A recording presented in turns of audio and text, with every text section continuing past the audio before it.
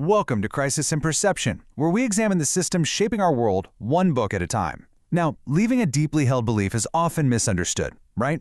People see it as an act of rebellion or anger, but the truth is, these belief systems are incredibly difficult to question when you're on the inside. Wow.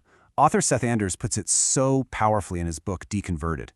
That quote just perfectly captures the intense social pressure involved. And that pressure, it's a huge reason why the journey away from faith is so complex and honestly comes with such a high personal cost. So, to really get a handle on deconversion, we first have to understand that religious belief isn't just an opinion. No, it's much more like a complete architecture held up by these powerful emotional, social, and narrative systems. You see, for the believer, this system is reality. It's not just a choice, it's the air they breathe. It gets reinforced every single day by family, by their community, by the whole culture. So trying to question it, it can feel like you're trying to question gravity itself. It's the very foundation of their world.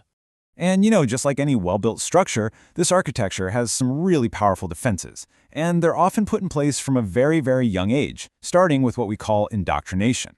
Seth Andrews talks about this from his own life. As a kid in a Christian school, he was literally taught to pledge allegiance to the Bible. Think about that. Its teachings were embedded in his mind long before he ever had the tools to critically analyze them. So that process of indoctrination, that builds the foundation of the system. But the walls? They often get reinforced by another powerful defense, fear conditioning. I mean, can you imagine? Andrews remembers being shown these films that depicted the absolute terror of the rapture.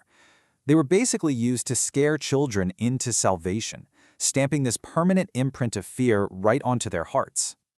But what happens when real life, something like the violent, completely senseless death of the musician Rich Mullins, what happens when that clashes with the story you've been told? The one about a loving and protective God. Well, that creates this huge internal strain, this mental discomfort that psychologists call cognitive dissonance. Okay, so if this belief system is so well fortified with all these defenses, how does it ever begin to come apart? It almost never happens with some big dramatic explosion. Not at all. It's actually a much slower, more deliberate process. The deconstruction happens piece by piece, or maybe it's better to say brick by brick. It usually starts with just noticing a crack in the wall. Maybe a tragedy that God's plan just can't seem to explain. Then maybe you take a direct look at Scripture and find a contradiction that loosens a brick. And over time, as you remove more and more of these bricks through reason, well, the entire wall starts to become unstable. And when you start seeing deconversion this way, it fundamentally changes your entire understanding of what's happening. It's not just about somebody losing their faith, it's about a crisis within the system itself.